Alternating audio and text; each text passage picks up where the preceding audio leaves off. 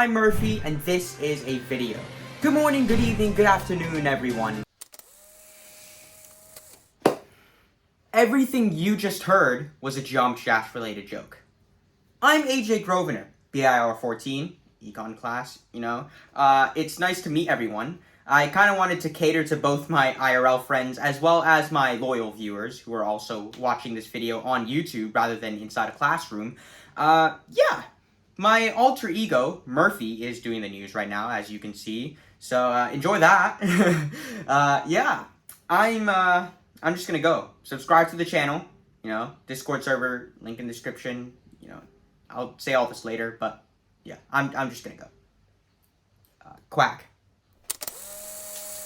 Today on Channel Discount News, our main highlight of today is focused on the United Kingdom's situation with regards to inflation, and a specific economist's argument on how the UK's inflation cycle cannot be truly compared to the likes of the US and the Eurozone with regards to, once again, inflation. Can I have, a bigger microphone, guys? You guys keep handing me tiny microphones and it low-key just pisses me off.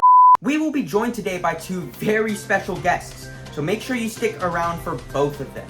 Anyway, let's not clickbait the audience and let's dive straight into our highlight for today. According to Tom Rees on Bloomberg, food inflation in the UK has reached its nadir in almost a year. The British Retail Consortium marked shop price inflation at a percentage of 6.9 compared to the 7.6% statistic attributed to the same item in July 2023. Lol. 6.9? Because 69? Because that's the funny number. The highlight of this decline is that food inflation was front and center.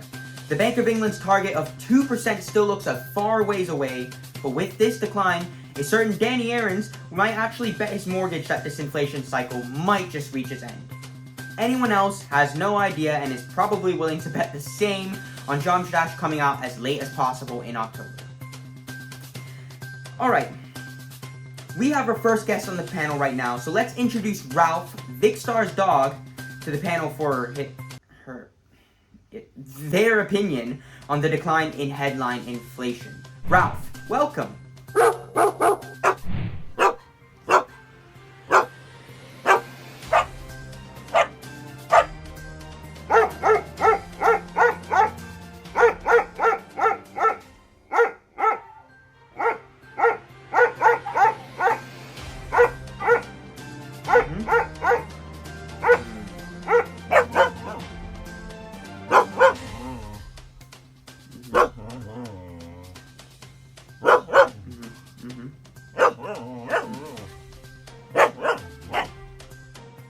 Well, that is a decent analogy. Is that you? What? It seems as if you've answered all my questions with that one response. Well, what would your advice be to everyone going through this seemingly transitionary period?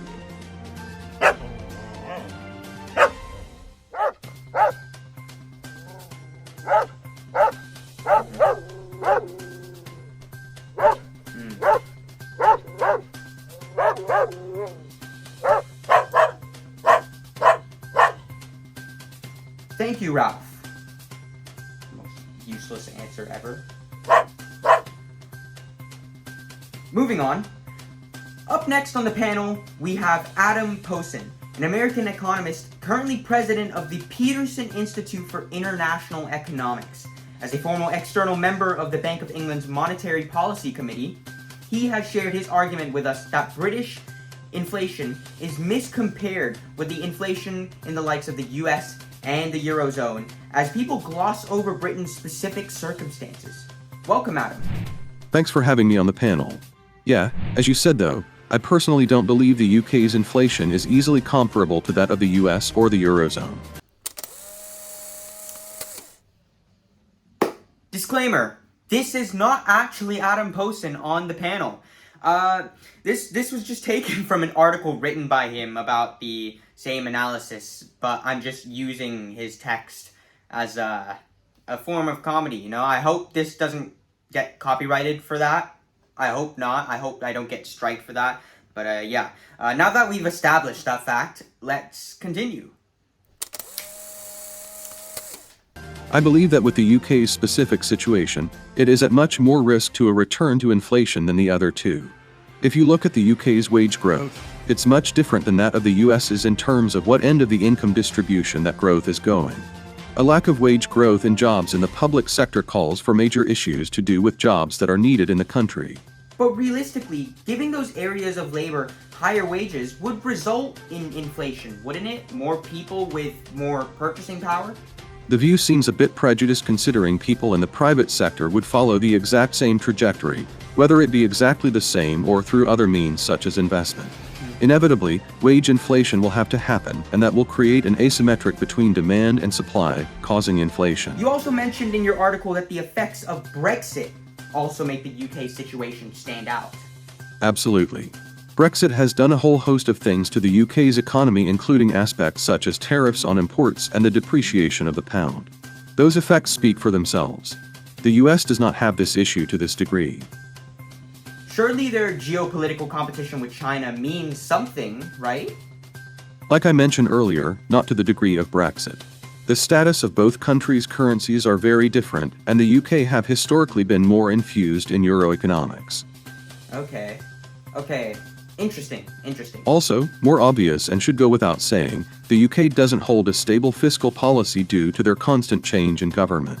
A lack of commitment to a single policy means the country cannot full force into solving any dire issue. That seems very straightforward, although that could sort of apply to any country, except not in the form of a constantly changing government. I'd love to spend more time explaining my view, but I do really need to go. I have a meeting to attend. It was great talking on the panel with you. Yeah. Thanks and bye. Well then.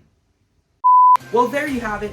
That was channel discount news for today. Signing off, and now a word from our sponsor.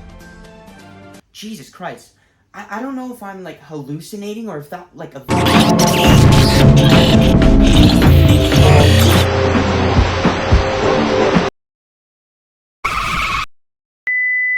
Hey guys, ThunderBat back here. Hope you guys enjoyed that video. I'm sweating right now. This has taken me God knows how long to just make the video. And it took me even longer to edit the video because I kept having like corrupt files and whatnot. So, hope you guys enjoyed that video. If you guys do enjoy this video, be sure to hit that like button down below and also subscribe to the channel for more content like this. And be sure to hit that bell beside the subscribe button to make it ding and part of hashtag First Squad. And I'll see you guys later in the next video. Bye to my IRL friends, and I'll see you guys later in the next video to my loyal viewers. Yeah, peace. Yeah. By the way, I'll never let these thoughts see the light of day.